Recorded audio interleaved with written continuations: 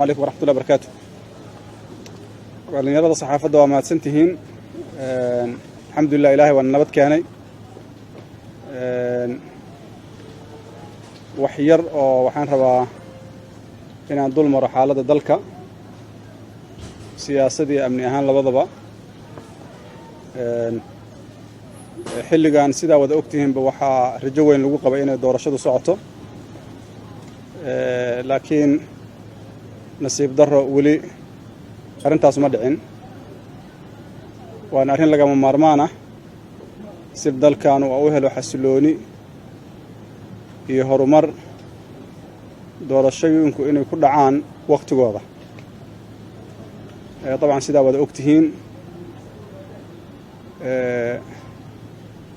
waxaa la qurdareynayay in khilaafaadka ka jira habka doorashooyinka in la xalliyo oo si nabad iyo wada hadal lagu xalliyo, laakiin weli ma dhicin.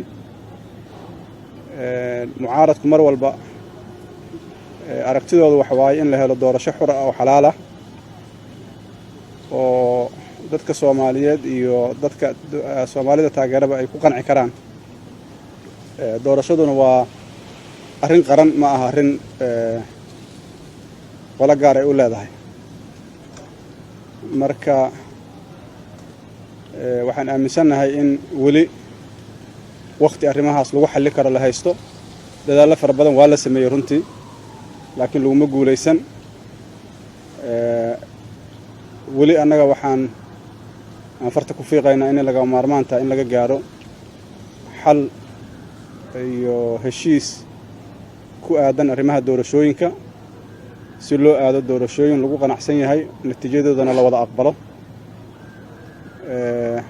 Mararka qaar waxaa la isweydiiyaa 8 February haddii la gaaro maxaa dhacaya.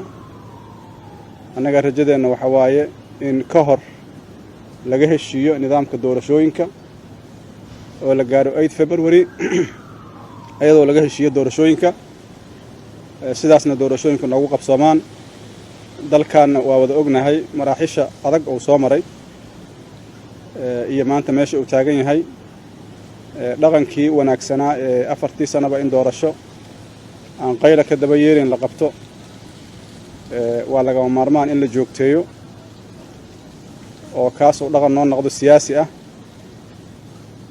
Dhinaca kale amniga sidaa la socotiin beryahan waxaa soo kordhay culeysyo fara badan oo ay mataqaanaa ku hayaan dalka al-shabaab meelo kala duwan oo dalka ka mida. Arrintaasuna waa arrin iyaduna culeyskeeda leh. Dadka Soomaaliyeed meelo joogaanba culeys ku haysa, saameyn ku yeelanaysa dhaqaalaha iyo dhaqdhaqaaqa dadka iyo noloshooda intaba.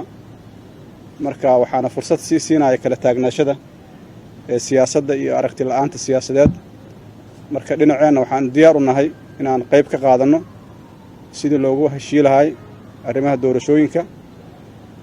Waxaana idiin ballan qaadaynaa anoo ku hadlaya magaca mucaaradka inaanan ka shaqaynaynin wax dalkan dhibaato u keenaya oo aan rabno in dalkan nabadiisa iyo dowladnimadiisa inay hore u sii socoto. Dadka Soomaaliyeedna ay ka wada gaaraan ama dadka ay khusayso inay ka gaaraan heshiis qanaaco leh oo keeni kara jawi xasiloon oo doorasho ku dhacdo.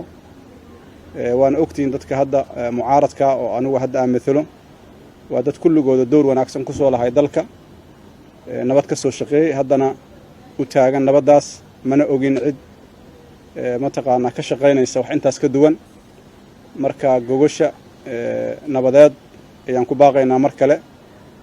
Sababtuna waxaa waaye dowladnimada hadda socota waxay ka soo bilaabatay Djibouti, gogol hal sano socotay oo nabadeed oo walaalkeen Ismaaciil Cumar Geel oo dhigay. Marka waxaan leenahay gogoshii nabadeed ha la fidiyo, ha la isugu yimaado, hana laga wada hadlo waxa mataqaanaa lagu kala aragti duwan yahay. aad iyo aad u mahadsantihiin. Assalaamu calaykum waraxmatullahi wabarakaatu. Ma iska daysid su'aalaha mar kale waan ka dhiganno. Hay saas ku fiicanta.